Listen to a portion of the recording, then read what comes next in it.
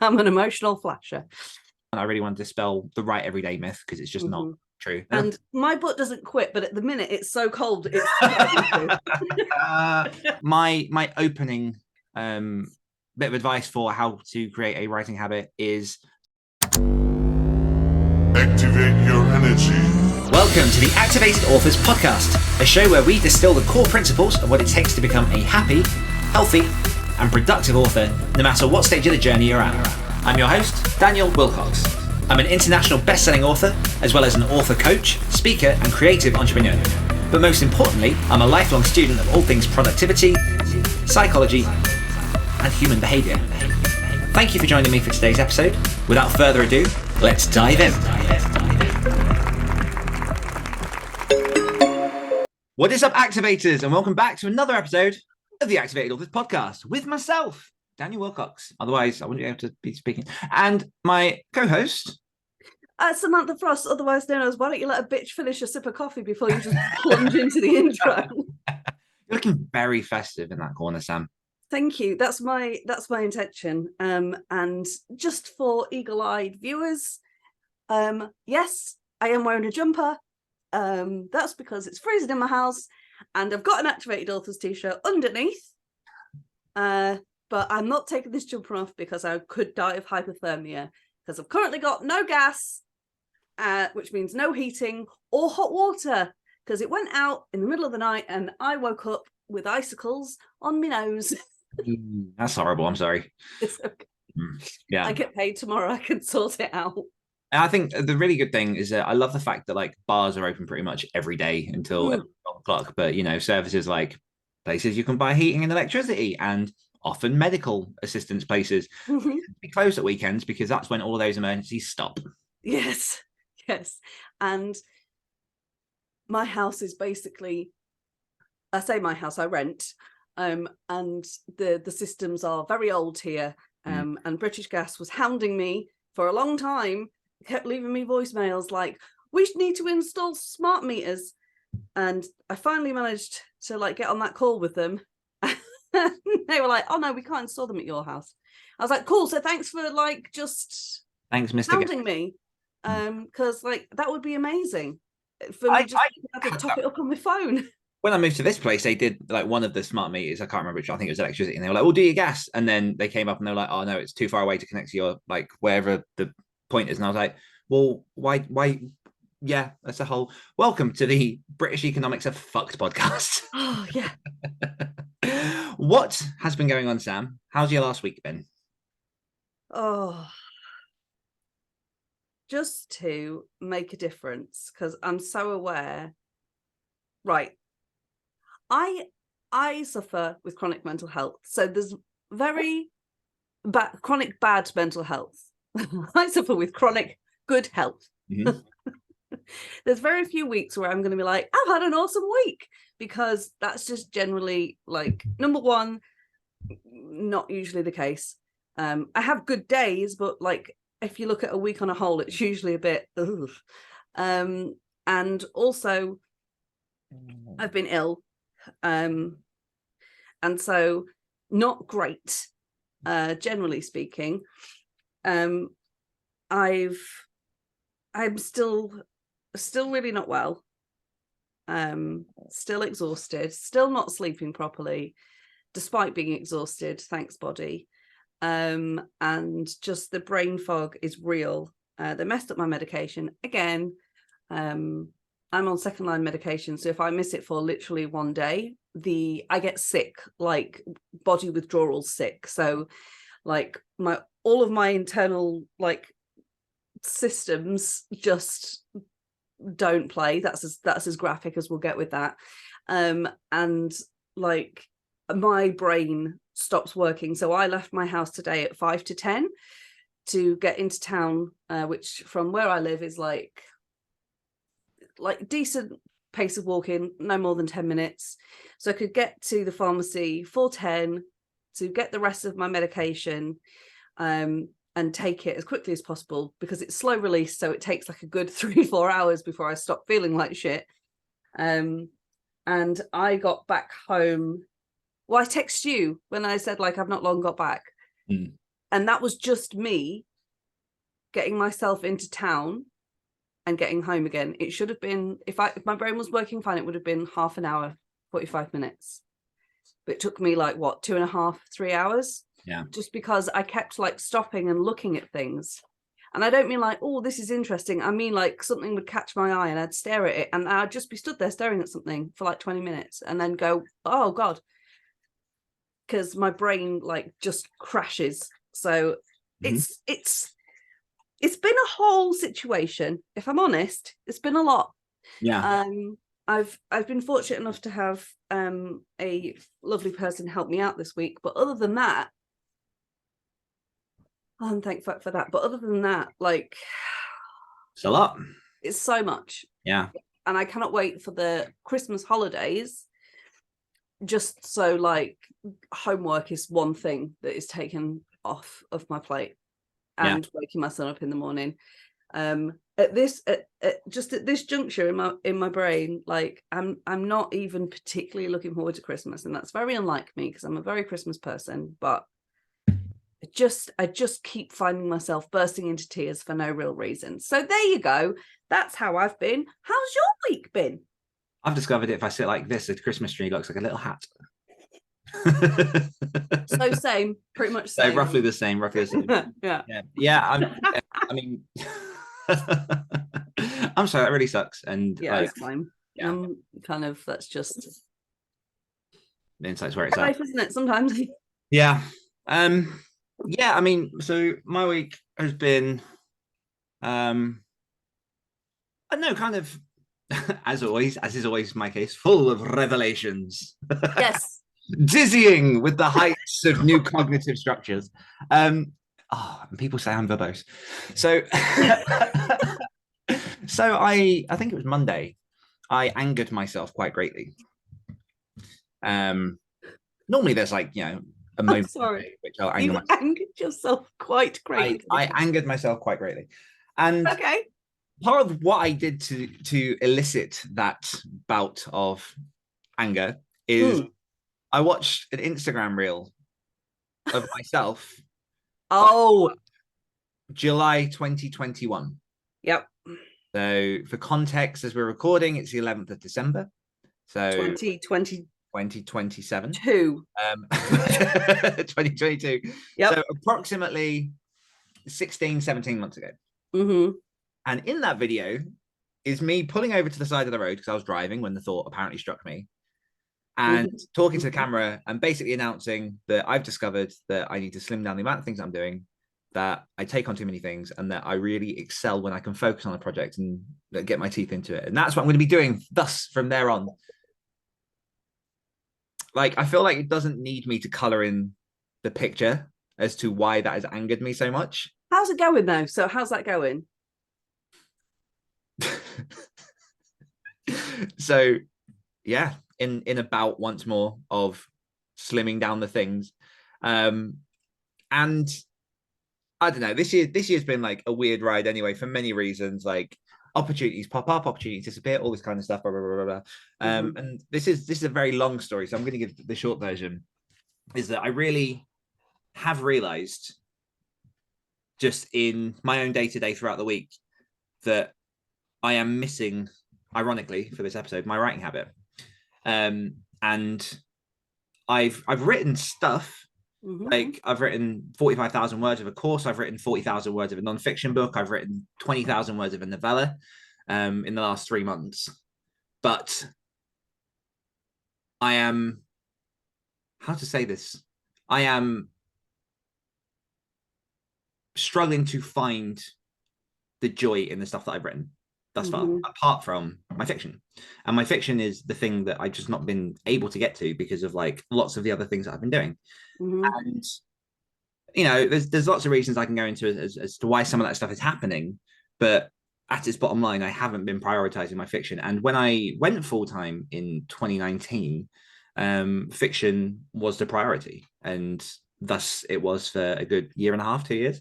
And so I've kind of just been having a long, hard think this week about a bunch of different gears, a bunch of different mechanisms, things that I'm doing. And at the forefront of it. Like the reason that I went full time was because I wanted to write books.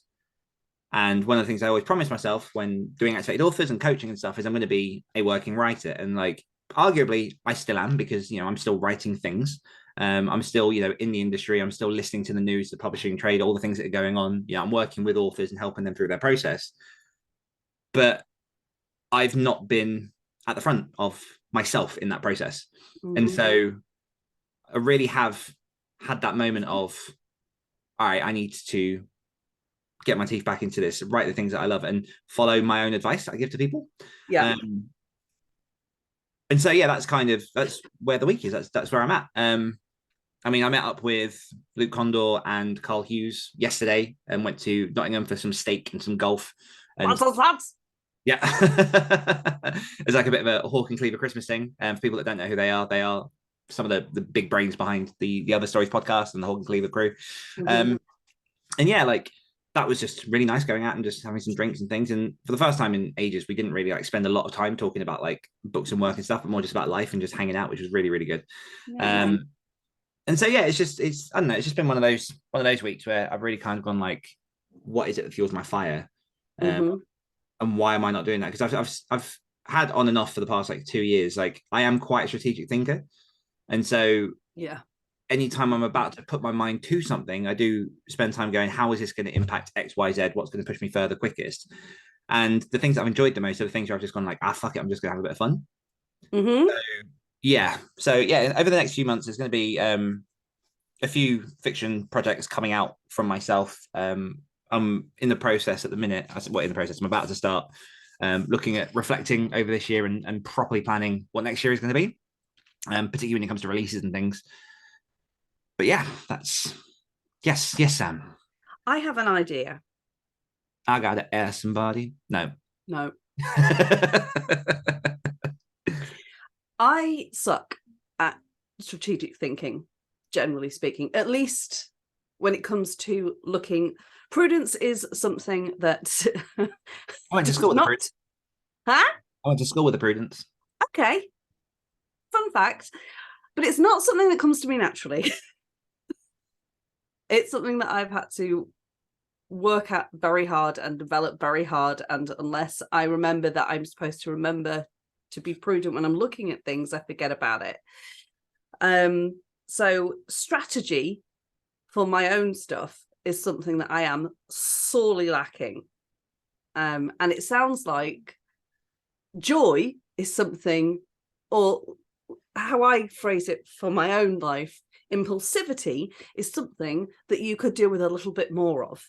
So how about next time one of us has got like an idea or want to work on this, we just flag it to the other person, and you, like, when I'm like, I want to do this, you can be like, okay, let's think about it a little bit strategically. And the next time you're like, so I'm going to do this, and this, and this, and this, and this, and I'm going to be like, okay, cool. Where's the part that you want to do?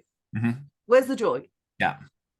And maybe we can just like 5% each other a little bit. Yeah. I mean, it's really annoying because I had a chat with my business coach a couple of weeks ago, and I know I've said this to you, but like, as a coach, it's very similar to, how do we phrase it? When you're in a bad relationship, I think we said this a couple of weeks ago, when you're in a bad relationship, we did, yeah. You are very easy to identify why other people's relationships are bad. But it's really difficult to turn the looking glass on yourself. And it's exactly the same with the coaching. Like, this stuff you preach all the time, like, and it just slips for whatever reason. Like, your head kind of just pulls out, you get lost in other things, you're like, everything's fine. And then you stop and you just go, wait a second. Why am I miserable? Yeah. For the record, I'm not miserable. No. But yeah, like, it's just, no, of course not. Yeah, something's just not in alignment. And I think, yeah, I know what I'm capable of, and I want to show it with my Christmas hat. Mm-hmm. It It doesn't really work with me. I just look like I'm weirdly trying to like somehow fight a bomb my own. One of those big like wiggy hats. Yeah, watch the fire. It's miles away. It looks close, but it's miles away. That's the last thing we hear on the podcast. What's your one key takeaway for this week? Okay, so I've been struggling with, I've had two things that keep like popping up in my head this week. One is about strength, and both of them, neither of them are new. Like, neither of them are revelations. They're just things that, like, as we've just been talking about, I forget. And so one of them is that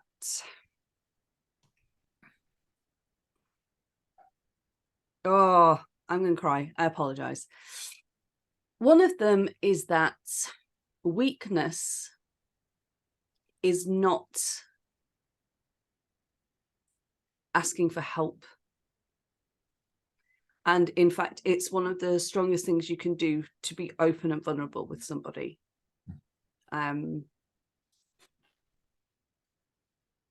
Like, with the right people, obviously, don't go around just like flashing everybody your emotions, because that's dangerous. I'm an emotional flasher. But yeah, like, this week has been, not just this week, like the past couple of weeks have been brutal, honestly. Just because, like, my brain, my intelligence, my creativity, all of those things are part of what I count as my identity. And I've, like, had very limited access to what I would normally have. And that's made me feel very sad and vulnerable. And, like, not want to speak to people, and angry at times, and all of those things. And my knee-jerk response is to shut it away, not talk about it, and just hide. But actually, because in my brain that's stronger, but it's not. Like, that's the illness talking, is that, you know, because it's easier for things like that to thrive in darkness. Illness and society. Yeah. But, like, there's been many times this week where I have lent on you with what is going on with me and all of that stuff, and you have really helped and pulled me through. So it's just that kind of remembering that, like, there is so much strength in being vulnerable. And the other thing is work the fucking problem. Like, I woke up this morning and my head was swimming, obviously, because of the meds and everything else. And it was just like, right, the only thing I need to focus on until it's done is getting this tablet inside me. And, like, yeah, it took a fucking long time. But I got it done. And so now that problem is solved. I can move on to the next. And just because there's a massive pile of them, it doesn't mean that, you know, solving one at a time won't sort that out. So just the strength and vulnerability, and just work the problem in front of you until it's done, and then work the next one. Yeah, I mean, I'm in no way saying this as a comparison, but yesterday morning, I think it was, woke up like intensely dehydrated because I realized I hadn't really drunk much the day before, and I had a pounding headache. Yeah. And I was in bed, woke up, and every part of me was like, I know what I need to do, which is just to drink a pint of water. But the actual process of getting up and crossing the living room, which in reality was like 30 seconds to get to the kitchen, pour a cup of water down it. Like, the process took me about 20-25 minutes because I was just in bed. And again, like, in no way sort of scalable or comparable to obviously some of the stuff that you have to deal with, but like, it highlights just how much your body can fight against you, even though it knows what it should have. And like, I know I've said this sort of in prior weeks, and not, but like, I do want to say, like, thank you for sharing so openly about, like, the stuff that you have to go through, because like, there are people out there that are in similar situations that, like, struggle with these kind of things. And I think, like, there's so much power in that openness and that sharing. And just, like, obviously it's been a while since we said this. One of the whole things about activated authors is that, you know, we're very open, very transparent about everyone's journey and the differences thereof in being an author, pursuing creativity, all that kind of stuff. And if there's anything that I want to add into the world is like just sharing that open, transparent journey. And you're like a big part of that. So I want to say thank you for sharing, just because also I know that's like very, very difficult to do, especially when you feel like crap. Yeah. It does feel like you're kind of complaining all the time. You're not, by the way. That doesn't come across to at least. Okay. You are right there. That is what it feels like. Yeah. I get that. Yeah. But yeah, I think there are so many ways to live a creative life. And at the core of it, you have to learn to live like a human life that works for you before you can then put your hands to art. Mm-hmm. That said, my key takeaway for this week is Casper's desserts do deliver. So like if you want waffles, if you want like ice cream and stuff, they're pretty good. I think they're kind of like an East Midlands style place. Very, very, very good desserts. Sam, where are you? I'm here. Oh, okay. I thought you like crawled away from the camera. Can you imagine just army crawling across? With some footsteps running down the path. Yeah. My key takeaway is kind of what I said in the intro, which is remembering why I started. Yeah. Like I don't think I need to expand on that more, but I will. Probably best, because I think I've just taken up about 40 minutes of this podcast. We're all good. So.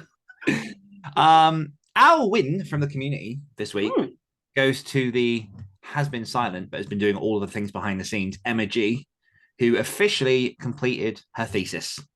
So absolutely huge. Congrats, Emma. Massive. Yes. So hopefully that means we see your face a little bit more around STEM the camp. queen. Yeah. STEM. That's what I've got. Nice. Beautiful. Okay, into the question. Okay, so the question this week is, how does one develop a writing habit? Also, this is so funny as well, because I genuinely adjusting my blanket because it kind of looks like you're skiing. Yeah, I'm trying to get a 360 blanket situation going because my butt is freezing. And my butt doesn't quit, but at the minute it's so cold. It's it's kind of like it's genuinely coincidental that we picked this topic for this week, because I planned these a few weeks ago and didn't realize that would be my revelation for this week. But yeah, I think this is one of the biggest things that really powers or turns a writer into an author and really like helps you along your track to creating something and finishing something. Writing routines, writing habits can be incredibly powerful, and I would argue that if you don't have some form of habit or routine, you're going to find it very, very difficult to produce things. I can attest that is correct. And I do really think like the moment you start to look into fixing this in your schedule and making it a regular thing that you do is really when you kind of, in the words of Stephen Pressfield, like turn pro. Interestingly, just a side note, people that want to listen to an interview that he did recently, Stephen Pressfield was on Oprah on her Soul, I can't remember what it's called, the Soul podcast thing. Soul Sundays. The War of Art, right? Yes, Stephen Pressfield. Thank you. Sorry, I was having a proper brain fog moment. I was like, I know that name. Why? Yeah, he did War of Art, Turning Pro, and The Legend of Bag of Ants. Oh, really? There you go. Sorry, I don't need to get quite so high pitched. Oh, really? Novel game, bro. Just woken my dog up. Oh no. So yeah, I'd say like this is something that I see a lot. This is something that when people come to activated authors, particularly, they get a lot of our benefit in helping them from creating that routine, having a fixed place where they get stuff done. Something where when I coach people, this is normally one of the first things we begin to work on, because as I say, like everything else comes from this. So I think you probably got some ideas for bits and pieces. I think if we just like come out of points one each, a little back and forth. Yeah.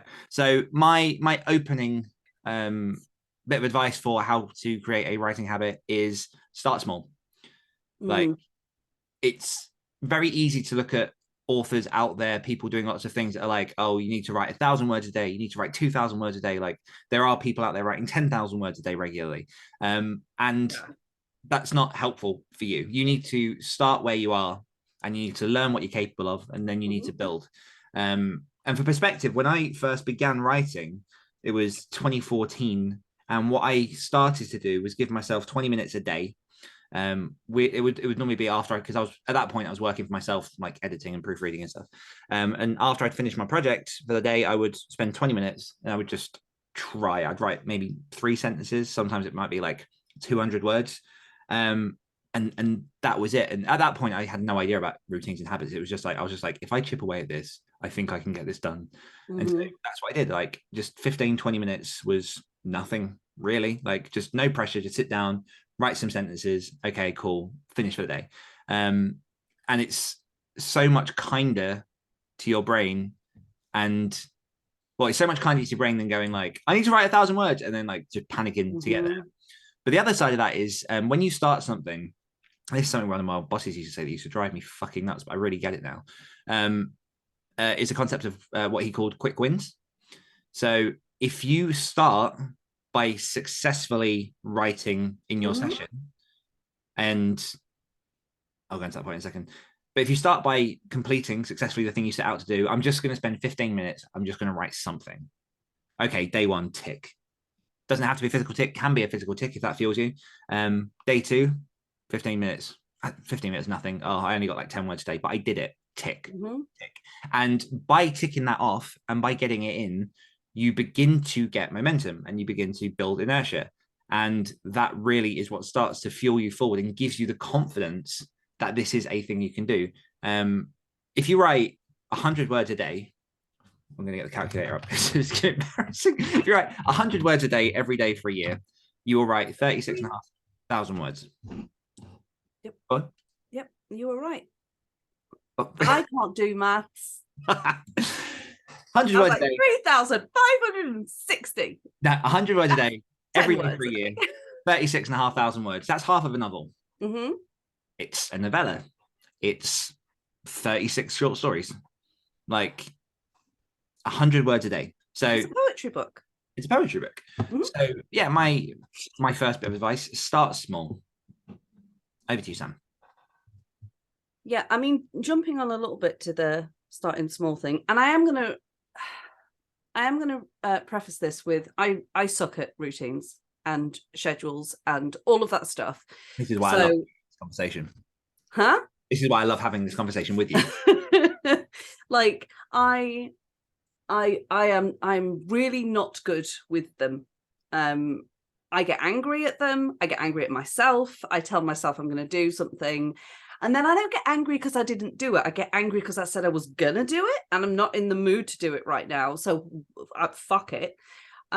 So all that in mind, there is something that I do when I need to do something and I don't want to do something. But it's kind of important to get it done. And it jumps a little bit onto what you just said about like starting small. And I can't remember where I heard this. It's a very common thing. This is probably something that a lot of people will have heard. It's the just start something, just anything. So like, say, for example, I have to edit the podcast. And I don't want to edit the podcast because I'm painting or I'm cross-stitching or I just don't fucking want to edit the podcast right now because like I'm not in the mood to edit. So what I do is once I've convinced myself to probably get off the sofa, like let's not lie, is I open my laptop and I turn it on and I will go to where we keep the files and I will download it. And while that's downloading, I will open up the editing software because it only takes like a minute or so to download. And then I will upload it. And then I will do nothing else. And I'll just sit and I'll look at it and I'll be like, right, cool. I did that tiny thing. So I can just stop now. But my brain's like, but you're here. Yep. So just do just do a little bit of it. And before I know it, I'm like finishing up the tiles on Canva and like writing up the show notes. And it doesn't always work like that. I don't always get that far ahead. Sometimes I'm like, right, I did what I said I was going to do. Cool. Shut the laptop, get the chocolate. Like, you know, sometimes well done. Yes, you did good. Well done. It's officially now in the editing software. But a lot of the time it is just that thing of tiny steps, like teeny tiny steps. And I think when it comes to like writing, the same thing applies, right? I'm just going to open my laptop or open my notebook or however it is that you choose, whether it's, you know, get my dictation tool out. Dictaphone? Sure. I use my hand. I've been waiting to use that for ages. Okay.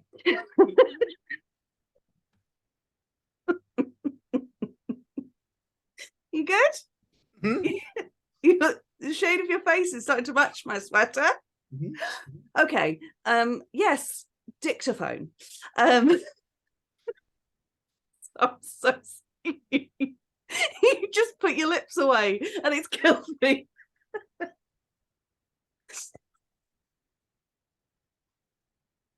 Whatever it is that you use to write, open that up. Now I'm yawning. Good God. Up and just be like, right, I'm gonna if you're starting something, I'm gonna write the title. Or if you're in the middle of something, okay, I'm just gonna write like a sentence. And odds are you'll get to the end of the sentence or the title and your brain will be like, oh, we can do another one. Yeah. And even if it doesn't, one sentence is one sentence more than you had before. And it's a similar thing to what we used to talk about in kind of group therapy and recovery and all that kind of stuff, is that like, if you've got a massive jar and you need to fill it with rice, but all you can manage is 1 grain of rice a day, that jar's still going to get filled up. Yeah. Yeah, it's going to take longer, but it's going to take a hell of a lot longer if you don't put anything in it, ever. Yep. So yeah, it's just the grain of rice. Yeah. I mean, it's sometimes called chunking, where you just like you work out. It is what the next sort of. It's what we call being sick where I'm from. Well, raised in very different places, but yeah, chunking, because you chunk it together. But it's like the next possible smallest step towards the thing that you want to achieve. And I mean, in that interview with Oprah, Stephen Pressfield goes straight on about this. Is like, your job as a writer is to sit down in front of a computer and put your fingers to keyboard or pen to paper, however you write.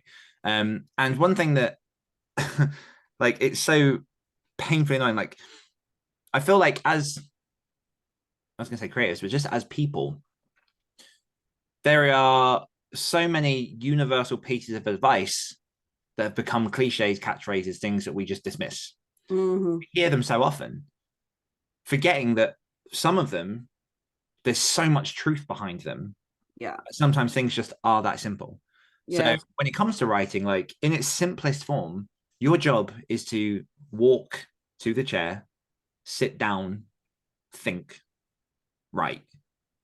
That's it. Obviously, like, put aside character, plot, world building, you know, all the strategy, all that kind of stuff. At its purest form, that is the action one must take to put yourself in a position to create.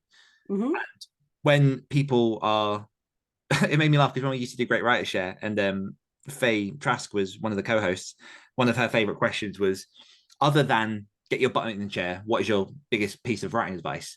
And so people would be forced then, because everyone would say, just get your butt in the chair. People would be forced to say other things, which I loved, because I loved hearing those sort of extra different perspectives. But going back to like the singular truth, that is what one must do, is sit down. Like, how do you write? Get your butt in the chair and write. Like, how do you get into running? Go outside, put on some shoes. Well, put on your shoes and go outside and run. Like, start slow. You know, everyone's got their own paces, all that kind of things. But that is at its core the simplest thing. So to create a writing routine, like you say, just sit down, give yourself that small first step, and over time do that regularly. That'll build. There was a story I heard about a guy who wanted to start going to the gym regularly, and so his first smallest step was to go downstairs and get his trainers on. That was all he had to do.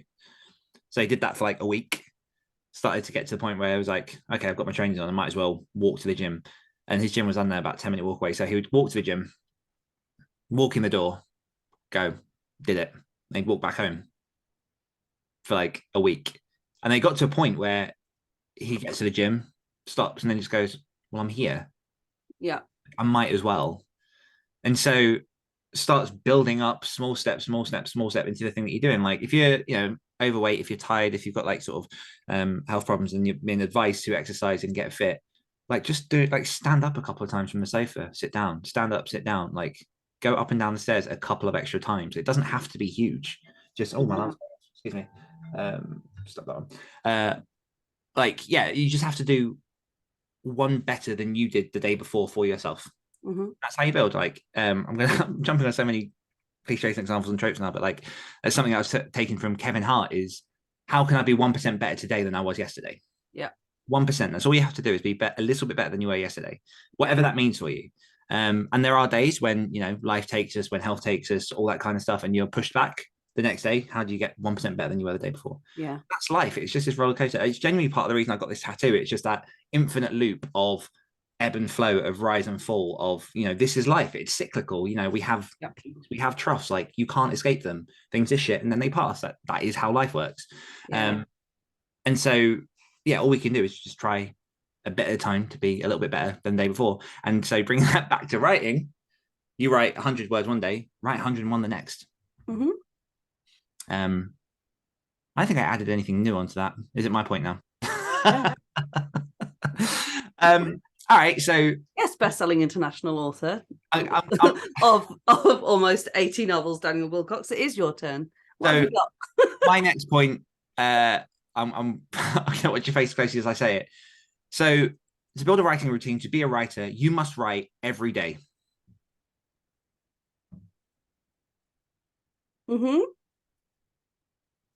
How I got to where I am, how I got to where I am. In 2015, I built a writing routine, and I got up every morning between 5:30 and 6 on weekends, bar a couple of days here and there where I was ill. And I got up, and that helped me put words down on the page, and that helped me write books. And that's what it takes to be an author. Sam. Bullshit. Not the fact that I did that, because I did. No, I believe you did that. I'm saying I just want to clarify that for the listener. Like, no, you don't. No, you don't. And no, you don't. I'm sorry. It's just, I know you're being purposefully antagonistic. Yes. But no, that is absolute fucking bullshit. And you absolutely don't. Nobody's fucking life is built for that. Nobody's, even if that is your routine, even if that's what you're going to do, no one's life is built for that. Even if you are the type of person that does generally write every day, no one can write every day.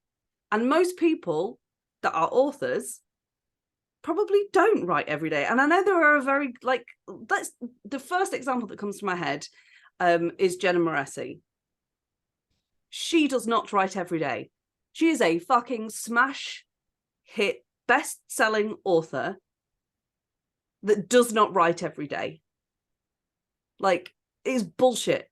And it's one of those things that our brains tell us that we have to do, so that if we miss a day, we can just tell ourselves, okay, well, we're not built for this. We're not writers. It's just not. And you can stop and like just do something else, or it's something that people like to tell us to kind of keep us in our boxes or whatever, but no, you don't. An author is someone that finishes books. There you go. Thank you. Yeah, no, so yeah, I mean, for my journey, I did, as I say, like every morning when I could. There were days when I was ill. There were certain days where obviously, like, I went away, I did things. It's very hard to get up at 5 a.m. on a hangover. And that helped me. Like, I can't say that it didn't. Like, I put in the time. I got a lot of words down. Like, I was writing alongside other writers that were getting up every morning, do all that kind of stuff. And again, when we say every morning, it doesn't literally mean 100% every morning. And I can't say that it didn't benefit my outputs and the things that I did. But conversely to that, like you say, there are thousands of examples of people that don't write every day, but what they do have is a writing habit. And for some people, and so on my actual notes, it's consistency. Not write every day, is be consistent if you Because I've had a few people recently that have said to me like, oh, I've been told I need to write every day, otherwise I'm not going to be an author. I'm like, oh, fuck off. Like, listen to other voices, look at the reality of what people do. Consistency is incredibly helpful, and if you can harness it, it's amazing to help you produce books. Consistency looks different for everyone, so I don't know, like, this might not be a good example, but say you're a nurse and you work 6 days a week, and there's one day a week, a Tuesday, in which you have a day to yourself. Laughable, but go on. So on this Tuesday, you decide that for half an hour that day, every Tuesday at X time, that is when I write. And that's what I'm going to write. And I do that. And that's a tick list thing I do because I want to do that. That's still consistency because you're doing it every week. You're doing it once a week, but you're doing it every week. And consistently, you're building up your totals so that you can start to write a book. It might be a case of, you know, for me, I started off writing in the evenings and then I started turn that into writing in the mornings for, you know, personal reasons and things. And I had to do that around work. That worked for me at the time. And I was hungry. I was hungry to write and to get this kind of life. So it was worth it for me, you know, to dive in. But like, we've had conversations, me and you, I hope you don't mind me sharing, like, over the years of like how consistency is difficult for you because obviously like your I'm really unsure how to say it now, your mental health. mental health, mental ill health, mental illness. Yeah. And stupid brain. But you still have been managing to produce. Like, it's not consistent, but you've still got things under your belt. And you know, one thing that can sometimes help with being consistent is sprints. And I don't mean like daily sprints, but I mean like Jenna, I believe, and I might have to fact check this, but there'll be writers that do this as well. Some writers will sit down for a 4-week period. I know an example. Jonathan Jans, who is a very successful horror author, is a full-time school teacher. Yes. And every summer holidays, I don't know if that's what they call them in the US, summer vacation, he uses that time to write. And so for 12 weeks, however long it is in the US, that's his writing time. And then he maybe jots bits and pieces down throughout the rest of the year, planned for that 12 weeks. But in that 12 weeks, he's incredibly prolific, like 2-3 books potentially, because he has been putting out a lot of stuff. And for him, that's a consistency. Like, the reason so many books are produced in Nano is because it's a very concentrated block of time where people in November go like, this is my month that I'm writing. Yep. Like, you've produced a book in Nano, I've produced books in Nano, like people in the Activated Author community have produced books in Nano, and they were consistent for that month. It's intense, but they were consistent for that month in making that happen.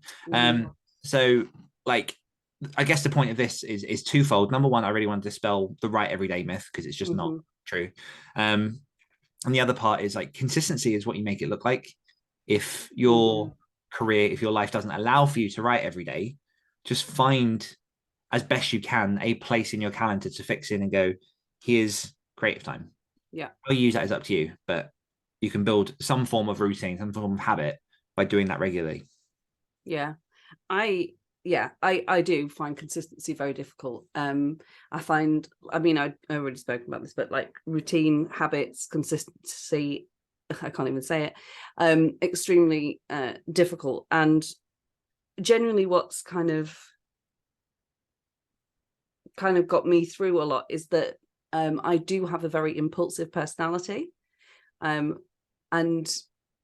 what I've done with that, because it used to be to my detriment, and still can be on occasion. I think it's a lifelong thing that one must work on. But like, I try to hone that with my creativity. Like, if I am, I don't know, just, you know, like, I'll be like, I want to paint. And so literally whatever I'm doing, because there's nothing more important to me in that moment than painting. And so like, I'm just drawn to painting. It happens with writing and that kind of stuff.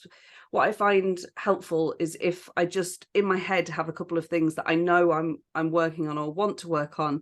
And then when that kind of like, I must do this now comes up, I can apply it to something that I'm working on, as opposed to like, I'm going to start a new project because I must do it and I must do it now. Yeah. And I suppose, you know, my impulsivity can be relied upon to like just come in and fuck up the day. Yeah. So it makes sense to like plan for that. And so in that way, there is a consistency to my inconsistency. Yeah. I think, like you say, it has to be what it looks like for you. I just get tired of being approached by people that being like, yeah, but I've been told if I don't write every day, I'm not going to be an author. And I'm just like right. Fuck up. Okay. Not that So, person, but whoever told them that. Just look at any other career. Mhm. Any other career. If you like, I plumb every Sunday at 6. like, if you don't do plumbing every day, you're not a plumber. Shit. Yeah. That had a hard time coming out of my mouth. I apologize.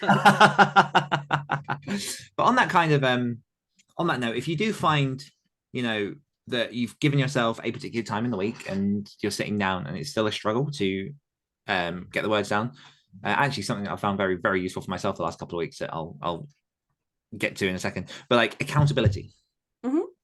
So part of the reason we run the sprints. I just feel like you're running down a list of stuff that pisses me off, but carry on.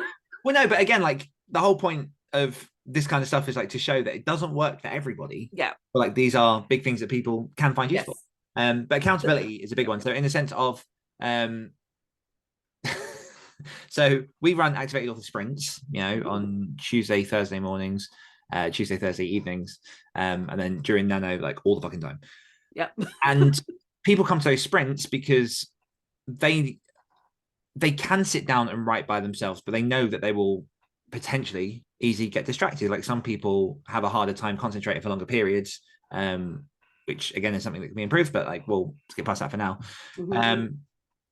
And so we have these sprints because for 20 minutes, for 30 minutes at a time, that is work time, and people sit down on the computer together. And as a group, there's this collective almost pressure. And I don't mean pressure in a bad way, but it's kind of like pressure to say like, okay, everyone else is, so I may as well be.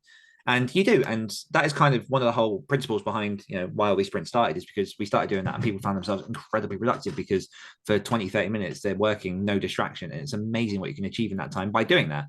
Mm-hmm. So accountability by other people. And then one thing that I found very interesting the last couple of weeks. So I mentioned that I've been vlogging essentially like live my writing of my latest book. Yeah. You can't really jump on other browsers and start doing other things when like you're filming every step of what you're doing. So like, no, when you're screen recording, they will notice. Yeah. So even in a time lapse. So my sessions are running anywhere from 45 minutes to an hour and 15 minutes, and they are intense. And I'm getting like 3,000 words an hour because I'm just like in it, and I'm like I can't do anything else because this is I'm filming me. This is my process. Yeah, there you go. Live vlog what you're doing. You don't have to, but like, there are people that stream on Twitch themselves writing. Mm-hmm. There are people that like stream themselves on social media and things. Like there are ways to do it if that's what you fancy. But yeah, accountability. Yeah. Accountability is very helpful for a lot of people. Mm-hmm. Once again, it's something that angers me. Not rationally. I think accountability is great for other people.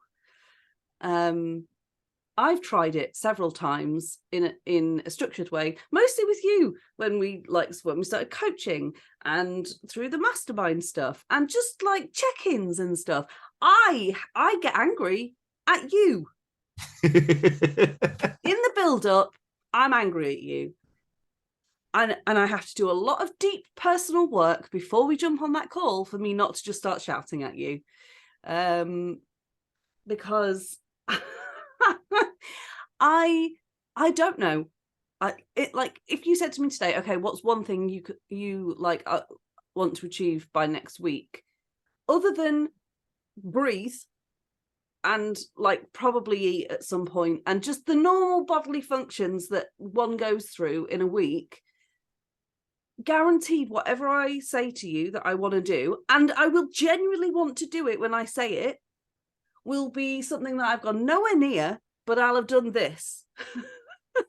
Like this other thing here. But that doesn't count because I didn't say I was going to do this. I said I was going to do that. Mm-hmm. And so I get angry because in my head, I'm like, well, fuck you, Dan, because look at this awesome thing that I've done instead. But you don't care about this, do you? You don't care about the fact that like I wanted to do this and I made this and like I'm really happy with it actually. And I think it could do this, this and this. All you care about, Dan, is that I didn't do this thing. And just, again, this is all in my head before I've gone anywhere near Dan, because I wouldn't speak to Dan like that because that would make me an arsehole. but like I get really like I genuinely get cross, upset. I can bring myself to tears over it. It's not something, at least in that kind of way, that is useful for me. Again, because my brain doesn't work like that, and to keep myself happy and sane, I have to go with my impulsivity in some way, and for me, that's what keeps me happy and safe. Like, I'd love to know the what percentage of particularly the UK population, but like just generally, people are like neurodivergent, because like again, like no offense at all, just in case anyone's listening to this and wondering, like no offense at all from anything Sam's just said, because like I know all this, but also again, like I feel like I'm speaking to majority and you're speaking to minority, and I think that is incredibly useful, again, just to have that yin and yang, because there's, from what I've seen, not a whole lot of resource out there for people that do have neurodivergent brains that, you know, struggle with this kind of consistency, everything else. So throwing it back over to you, what is something else that you want to put on the list of routine or habit or? Oh, I don't know. Although I will say as well that like I'm also very aware that, you know, the point of being, well, not the point, but like, yes, my brain works differently, but that doesn't mean that everybody's brain that works differently to like your like normal heavy air quotes brain works like mine, because it doesn't. That's one of the fun things about it. So like some people will find their brain works almost the exact opposite, like the antithesis of mine, where like they need very strict guidelines and routines and structures, and if something is slightly off, that can really fuck with everything, and it's upsetting. So I think, just first of all, you just got to kind of like be real with yourself, because like the amount of times I sit down and I'm like, okay, I'm going to plan the next month. And it gets to Wednesday of that very same week, and I've basically burnt my planner and I'm sat in the corner crying, because I keep trying to force myself into like this, because it feels good while I'm doing it. Like planning feels great. You've got all this potential, you got a fresh notepad in front of you, like a blank calendar, and you're like, okay, I'm basically like the ruler of my own universe. So I'm going to plan everything to like a stupid degree, and it's fine because nothing will go wrong.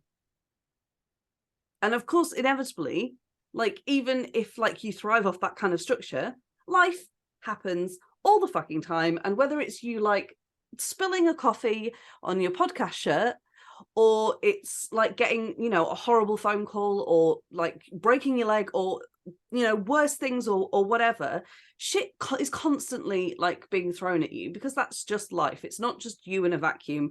Unfortunately, we live on a planet with lots of other people, and they've also planned their perfect thing, and like they don't work together. So shit's gonna like just pop off all the time. So I think like no matter how your brain works, just knowing that that is something to account for. And the best part is that obviously you can't account for it actually, because you don't know what it's going to be, because if we did, it wouldn't be a problem. The dog. Like I said, the other thing is just to understand yourself. You come closer to the mic so you don't get cut out. Is to understand yourself, or at least, because it's understanding yourself is also a tricky thing, but at least start to like pot and spot. My goddamn brain is trying to kill me. Pattern spot your own behavior. And even if you don't do anything to rectify it at first, just notice it, because like you'll notice it and then you'll forget about it and then it'll fuck you up again. Yeah. And this will keep happening until you remember to just factor it in. Or at least that's how it works for me. Yeah. But yeah, just understanding that like there is so much advice on anything and everything. There's so much advice, and like there's so much advice against the advice that's there, and it's very confusing. And you know, there is no like golden advice for everybody because our brains work differently. Yeah. So I would say just start by trying to understand a little bit how you work. So if like me, when you tell someone like you're going to do something and then you find the closer you get to having to then look that person in the eye and say either like here it is or like I didn't do it, like just figure how that makes you feel. Because for me it's not a case of like I feel bad because I didn't do the thing. For me it's fuck you, why should I do the thing even though I've asked? Yeah. So it is just that, yeah, I think it is just a case of like knowing yourself. I'm trying to think if there's anything like in particular. Well, so one that I think potentially might have helped you, because I know that you recently hit your proofreading deadline. We won't go into the other parts, but like you hit the deadline. You set a deadline. Did you find the deadline helpful? Sure. Next question. Okay. Well, so I've got a few bits on here that I'll kind of like rapid fire through because I'm aware that we've been speaking for a little while now. So obviously we said about starting small. We said about chunking. Consistency if you can.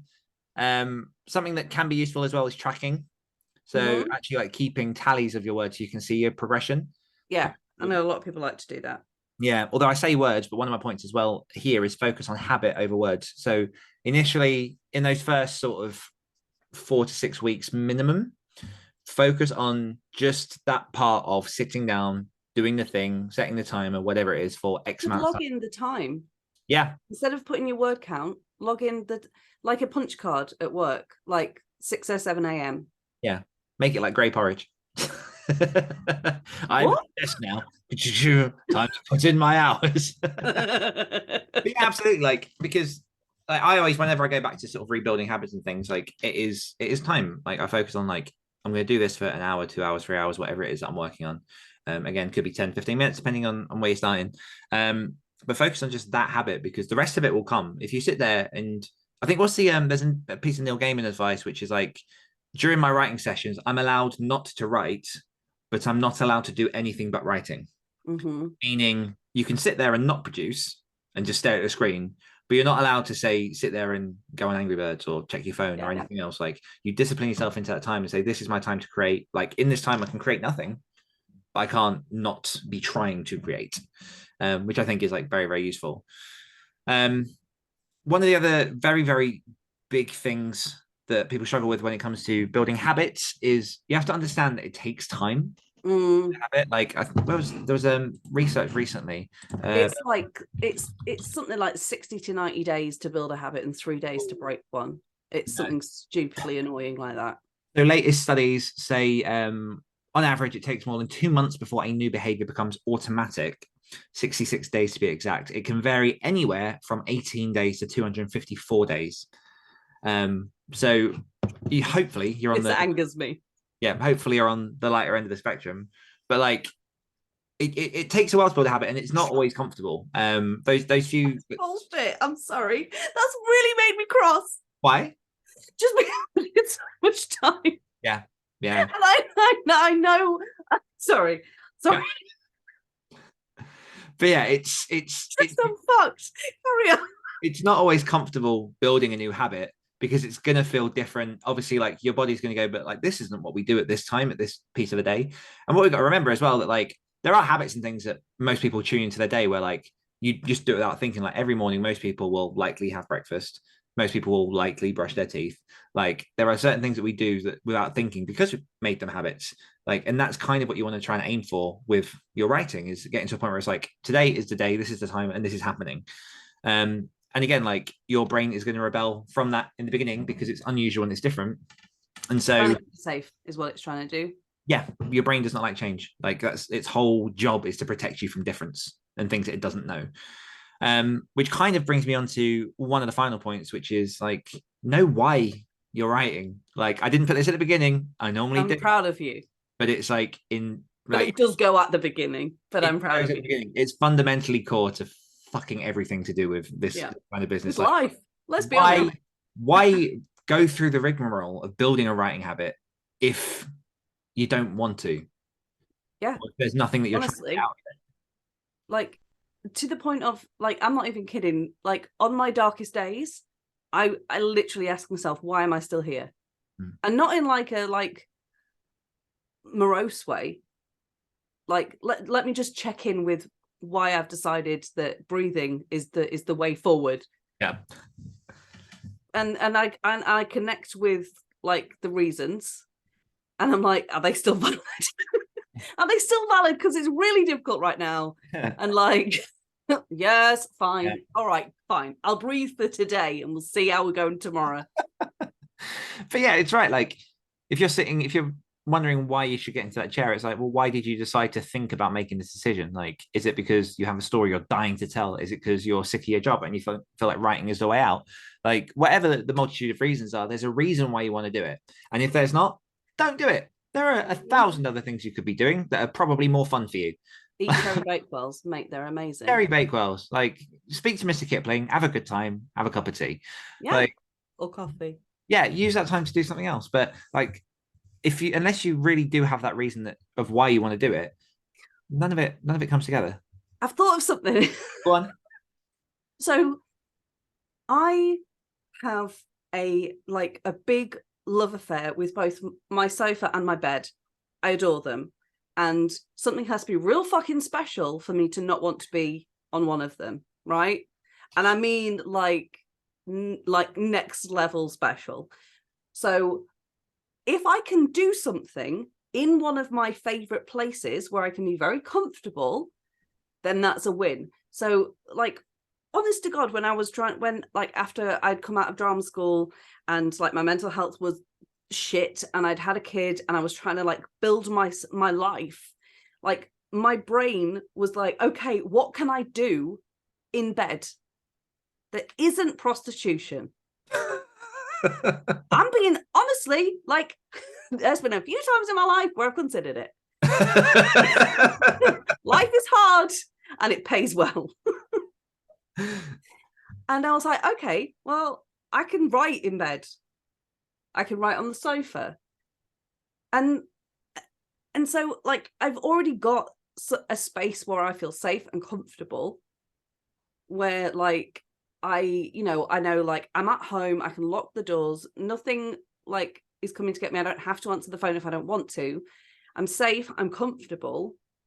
And so like having, a laptop that literally I can bring downstairs with me, take up like whatever, it makes a big difference to just knowing like it's like a treat, because I'm like, I'm really comfy, I'm really warm apart from today. And I can just sit down and do this thing. So I think like just making it part of something that you already enjoy. Like, how you said before about like tacking habits onto habits and that kind of thing. I know obviously this is a bit different and a bit bigger, but I like genuinely just having that kind of space where I'm comfortable.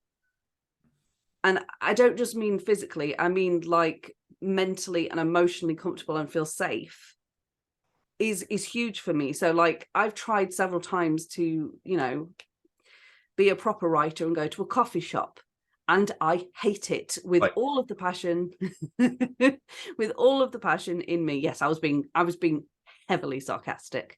I hate it with all of the passion in me because who are these people around me? Why won't they shut the fuck up? I obviously need silence. Like what really today is the day you're training the new barista to steam milk and it sounds like they're killing a mermaid in the corner.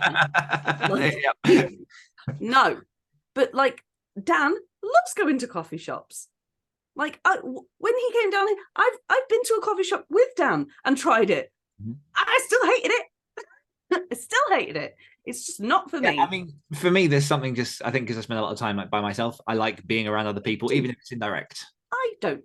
Yeah. But you're right, though. There's a reason that when I write in the mornings, like I'll make a really nice cup of coffee, and I've got nice headphones that fit my head well, and I've kind of spent a bit of time redecorating all of this room to make it nicer for me. Ritualize something. Yeah. Make it so that, like you say, it's a pleasurable experience, because writing, it is hard, and it has times where you really just want to punch the screen. But there are times where it's really, really fun and nice, and like, it's nice being a writer, I feel. Yeah. If you can make your toes, and I will try to explain this for people listening, not watching, but just very quickly, if you can make your toes do this, when you're sat down in bed in the morning, you have that kind of like shake, and you have the little comfy so it's like when your feet are pressed together and your toes do little like flipper motions, but your feet, or you can rub your feet up and down while your toes are doing it. That's my, I know when I'm comfortable and feel happy and safe, because my feet just go. Yeah. If they, I love those morning stretches where you feel like you're having an exorcism. You know what I mean? Yeah, that's every. Yes, I do. I'm 36. That's every morning. Yeah. But yeah, sorry, I'm done. Oh, good. That's it. I've got nothing else. I'm a husk now. So my final point, and I'm aware there's a lot of stuff in this episode, but you're welcome. I'll slim it down. No, you're fine. The final thing to remember is that motivation only gets you so far.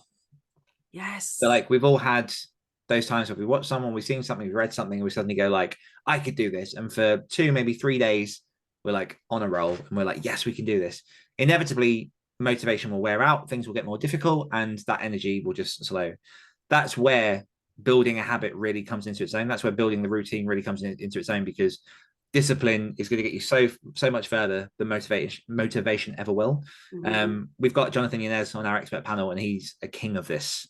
Maybe to the point of like psychopathy, but like he absolutely is. Like he knows when he's made a promise to himself that he's going to keep it. Something that I absolutely loved was, like, I heard about a story about Kobe Bryant, who before he started a season in NBA, he would basically write a contract to himself, and then thereafter it was never a question of, am I going to do this, because the decision was already made.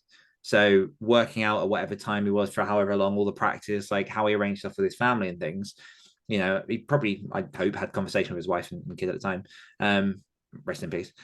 But every time I forget. Yeah, but he that was something that he did to himself, because once you've made that decision, make the decision, like with a big like B and a big D, with a capital D. Like, it's then not a question anymore. And so it's not a case of like, oh, should I get up today? It's no, I get up today because I've chosen to do this.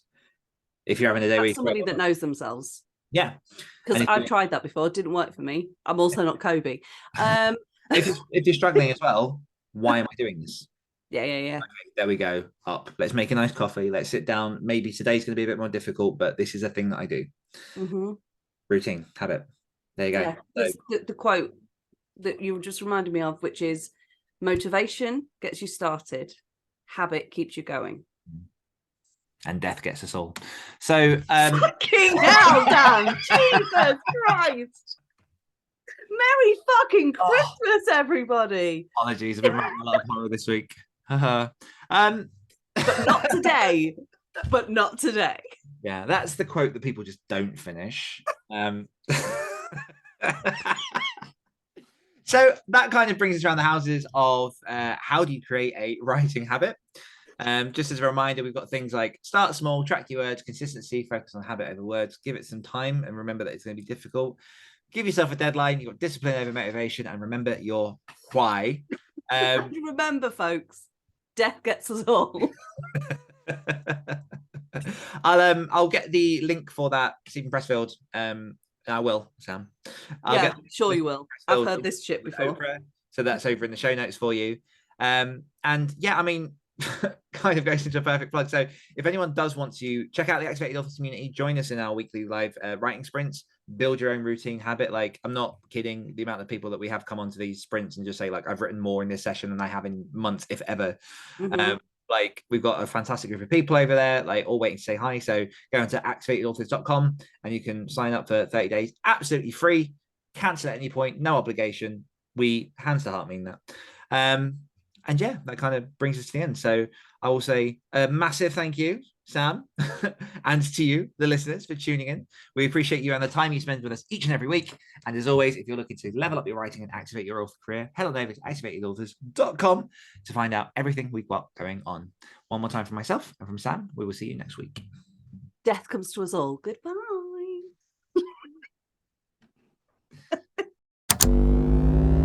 Activate your energy.